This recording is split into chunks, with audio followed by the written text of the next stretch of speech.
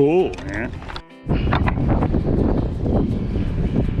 Well, I wanted to show you my old my old bridle. We've had this for 4 years. Very simple design. We've got a loop on both ends, and then they come together, and it's spliced and has a loop on the very end. I had a thimble in there at one time that fell out. And I wanted to show you how this setup worked for me. I would take my chain, drop it through a loop. I'd take that block of wood and stick it in there, and load it up under pressure. Load it up under pressure. That was my bridle. It's very simple but effective. Like I said, we've been using it for 4 years, but it's time to upgrade. I'm having to replace it just because I think it's showing its age, and I'm just going to step it up and make something nicer. So some friends gave us this chain hook. I haven't seen one like that before. The stainless steel, I like it. Oops.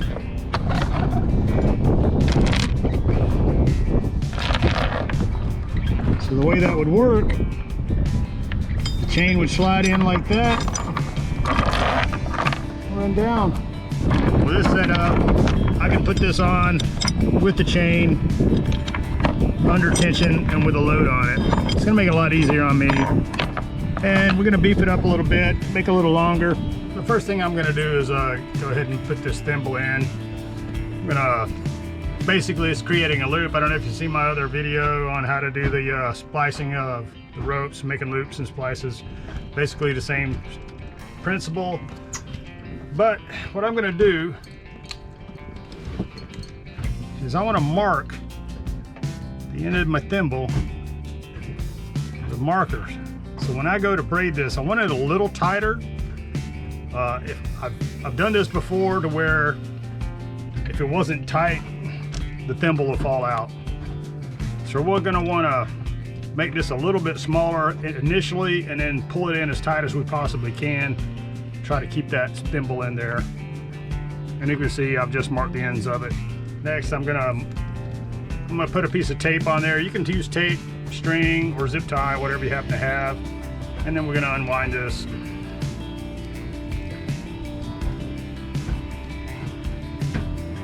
Go back to another test run on that. And I'm gonna wanna start my first, that first one right above that mark, so that we have a nice tight one.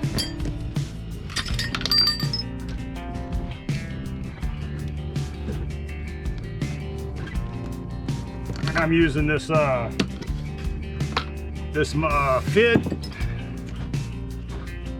but we're gonna slide that in so that we can get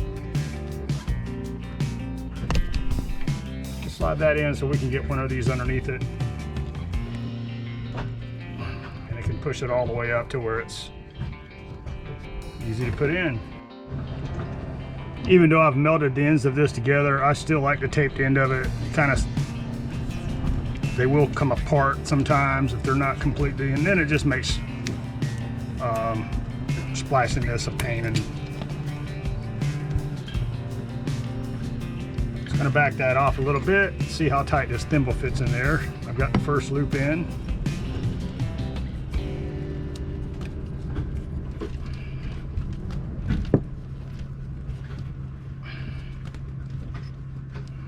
I think that'll work. So I'm making sure they're really tight because I don't want this thimble falling out. And if you've got it laced in right, you've got one of the strands coming out from between each gap between of all the other strands. If you can see that. And they're coming out kind of pretty even. After that, it's kind of like weaving a basket, man. It's over, under. So I'm gonna go, this one comes out to the one to the left. I'm gonna go over it and underneath that, the next one. And I'm gonna work that around, take the next one to the left, go over the strand that's beside it, underneath the next one. And And basically you're going to be weaving a basket over, under, over, under. And I'm going to keep walking that around. Got that braided a good 5-6 inches.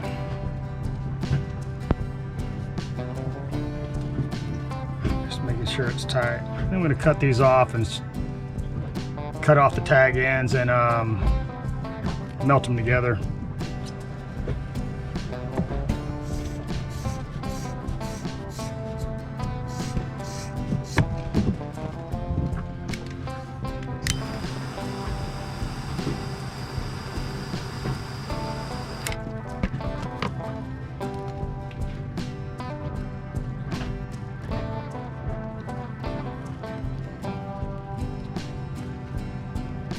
Kind of melting that together, flatten it out so it's kind of flared.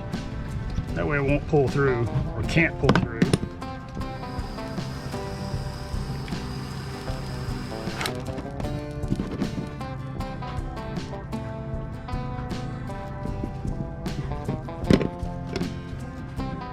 So there we have it.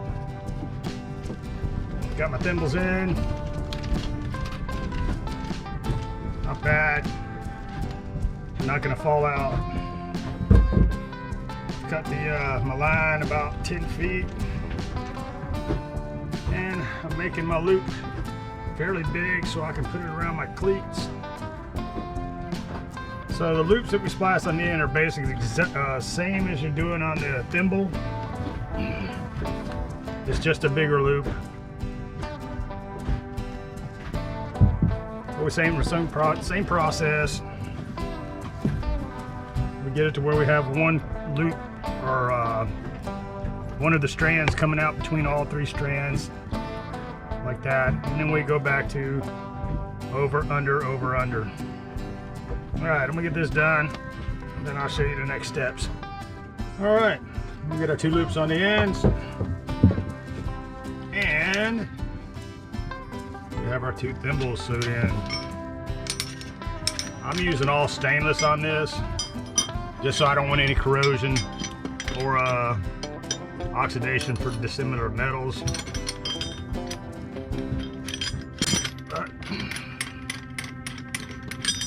Put that in, tighten it up.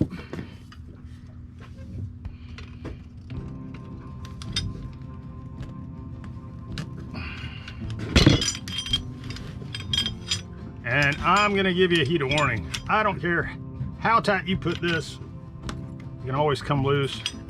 So we're gonna put a safety wire on. That's what that little hole's for.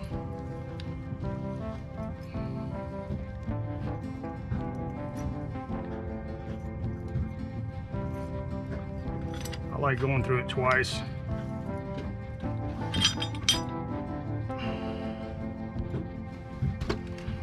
Pull this up tight.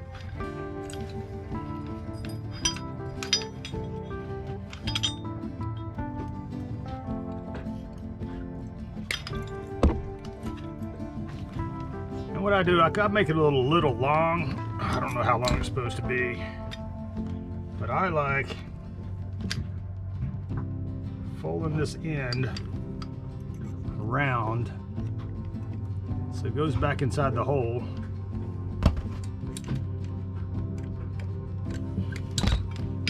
And it won't snag on anything. There's my shirt. Won't cut your line. There we have it. A little on the beefy side. I'm happy with that. Well, I'm trying to step my game up, guys. So, like I said, I like to make a bigger loop on the end of that. I like to be able to go around my cleat like so. And then I know that's not gonna come off. And you can see here, this bridle rubs against my boat. And I'm gonna make some chafing gear, go in between here, cover that up, and stop the wear on the line. Hey guys, just want to share with you, the sailing community is such great people. I actually picked up this fire hose, what do you call it? The sheathing, the outside of a fire hose. I Actually made for chafing gear from a fellow cruiser. And we're just giving it some of it away. So we got some of it. I'm gonna go ahead and cut this into 2 lengths. I'm using a hot knife so it fuses the threads together and it doesn't unravel. Then I'm gonna cut it in half.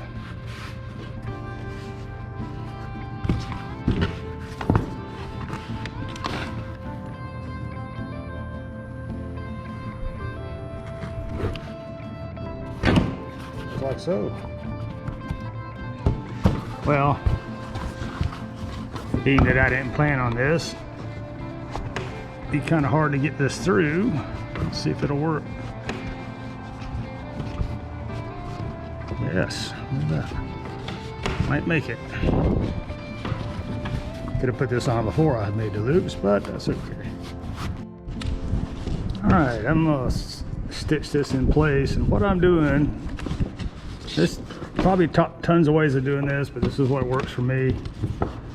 I'm sliding that chafing gear a little high so that I can sew in between. So you can see this. So I can sew right in between there, right there, to sew that, and I don't have to push that needle all the way through the rope itself. And I'm just going to go back and forth about 10 or 12 times. I'm using lifetime thread. I'm going to do it about a 1/2 inch, 3/8 to 1/2 inch apart.